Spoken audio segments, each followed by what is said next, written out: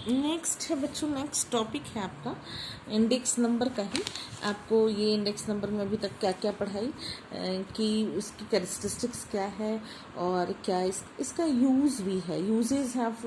इसमें आपको बताया कि मेजरमेंट ऑफ ट्रेंड होता है, हेल्पफुल इन पॉलिसी फॉर्मेशन होता है, फिर comparative study, use of comparative study, फिर basis of determination of salary, DA, तमाम तरीके की चीज़ों जैसे deflating of the basis use in the other area.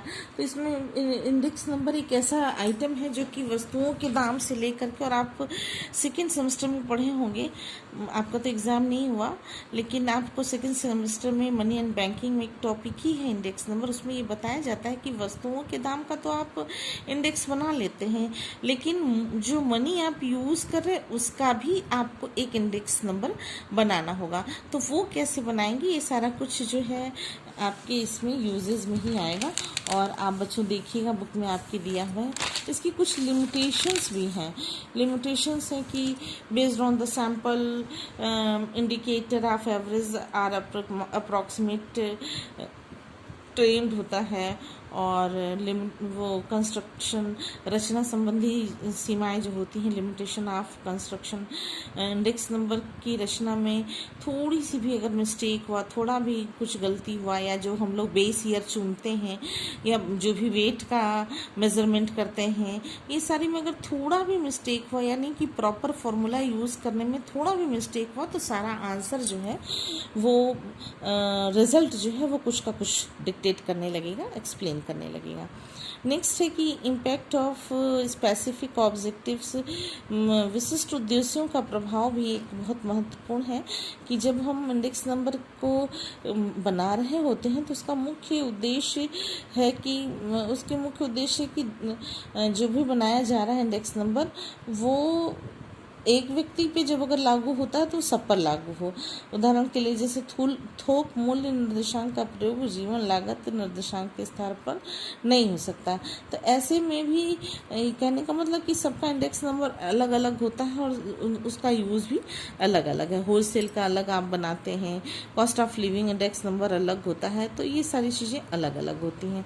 और लास्ट और लिस्ट कहेंगे, लास्ट कहेंगे, थोड़ा छोटा है, ignorance of changes in qualitative facts, निर्देशांकों के माध्यम से संख्यात्मक परिवर्तन का मापन सरलता से किया जा सकता है। कहने का मतलब कि जो इंडेक्स नंबर है उससे हम उसके माध्यम से हम किसी भी एक इंडेक्स नंबर एक मेजर स्केल है।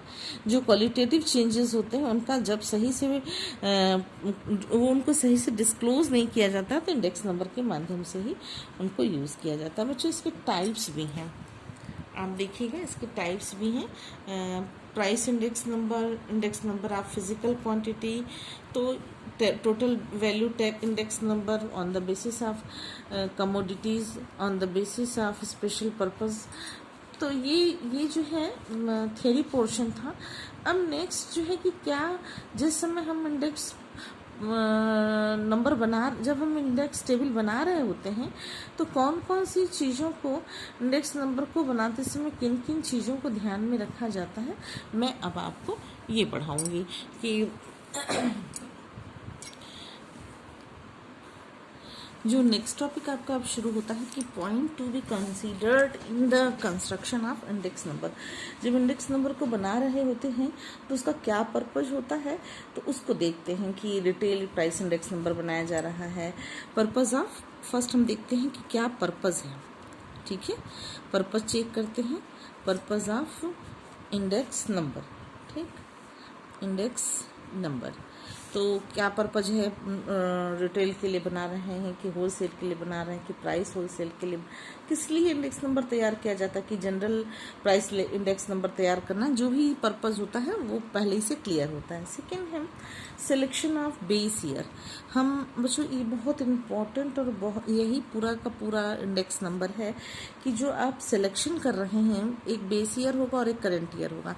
तो बेस ईयर को, जो बेस ईयर है उसका जब उसको आप सेलेक्ट करने लगते हैं तो बहुत ही अवेयर होकर के बहुत ही प्रिकॉशनरी फॉर्म में, प्रिकॉशनरी का मतलब ये कि बहुत ही सतर्कता से उसको किया जाता है जिससे कि कोई गलती ना हो, क्योंकि बेस ईयर पर ही करंट ईयर डिपेंडेंट होता है।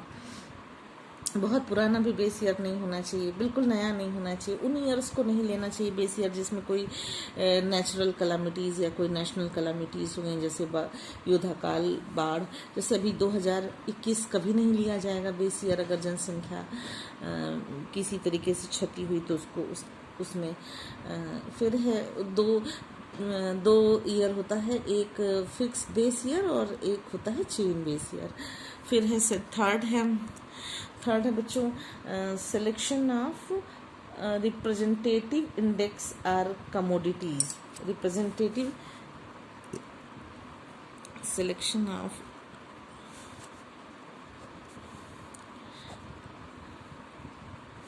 Representative and index are commodities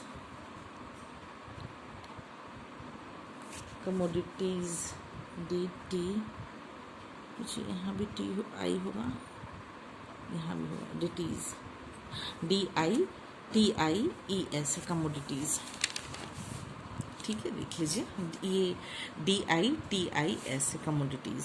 ठीक है, इसमें ये मतलब इसमें सभी तरीके के क्रय, सेल्स एंड परचेज उनको शामिल करना संभव नहीं है जो कि सेवा के फॉर्म में है। नेक्स्ट बच्चों जैसे फैशन सिस्टम, कस्टम, रीति रिवाज, ये सारी चीज़ें जो हैं थोड़ा सा मुश्किल होता है। ये नेक्स्ट है selection of representative prices, selection of representative prices। Fourth, selection of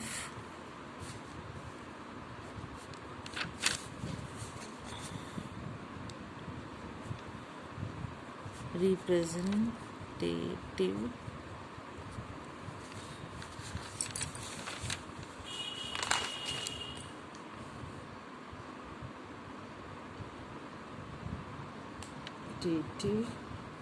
prices.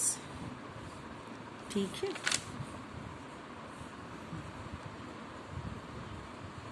ये इसमें भी जो है ये भी एक समस्या होती है कि किस ईयर को हम लोग जो है रिप्रेजेंट करें, किस प्राइस को लें, फुटकर के प्राइस को लें या होलसेल के रिटेल को लें, होलसेल को लें या जिस स्थान पर कंज्यूमर रह रहा है वहाँ के प्राइस को लें।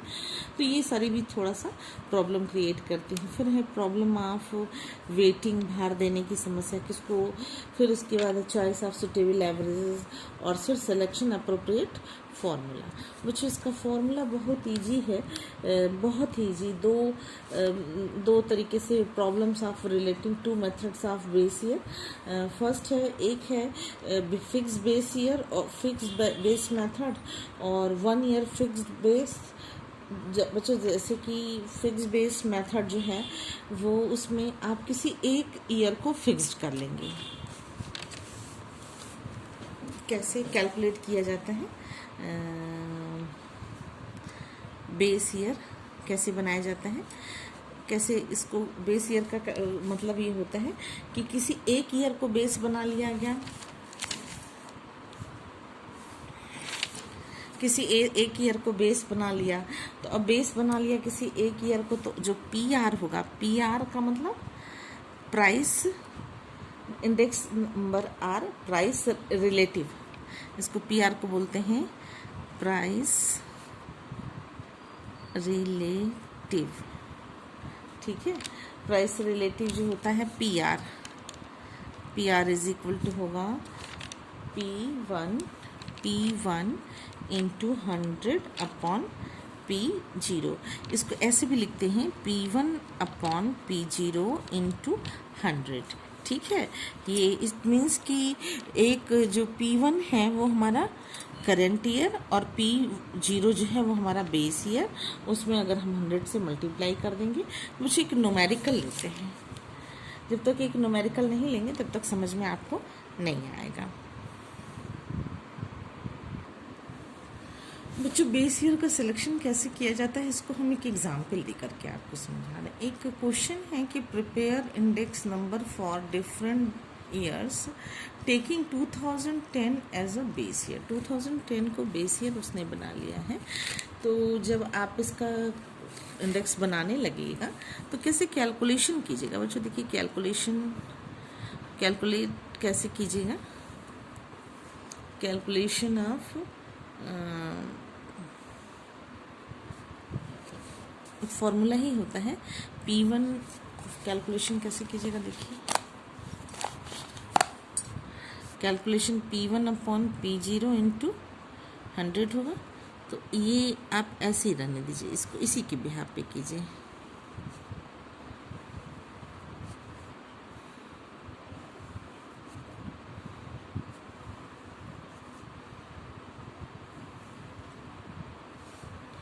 कैसे कीजिएगा, पहले वाले को तो बेस बना लिया है तो उस ईयर में तो कुछ करना ही नहीं, तो इसको गैस डैश कर दीजिएगा। दूसरे वाला जो ईयर है ये हमारा बेस है, पहला ईयर हमारा बेस है, तो बेस हमारा हमेशा नीचे होगा। तो ये हो जाएगा 40 इंटू 100 सब में होगा इंटू 100। और ये है पहला वाला 48, करंट ईयर 48। फिर है बेस ईयर 46 अपॉन 40 इंटू 100। फिर है 52 अपॉन 46 इंटू 100 और 50 है नेक्स्ट ये वाला। नेक्स्ट है 50 इंटू 100 अपॉन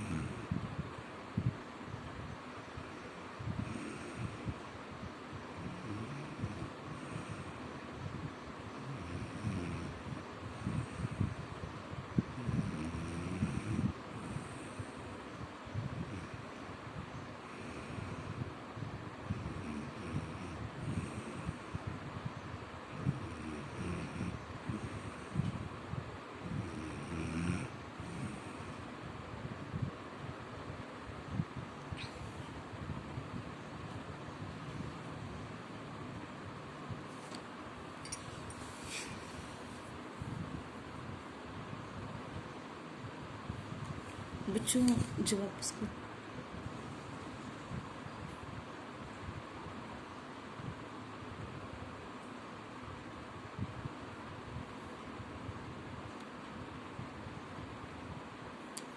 जब इसको आप कैलकुलेट कीजिएगा तो ये इसका आएगा, ये जो आएगा इंडेक्स नंबर यानी कि PR जो आएगा वो PR आएगा। ये तो एज इट इज़ 100 हो जाएगा और ये 120, 115, 130, 125 कैलकुलेट करके देखिएगा बच्चों, यही आएगा।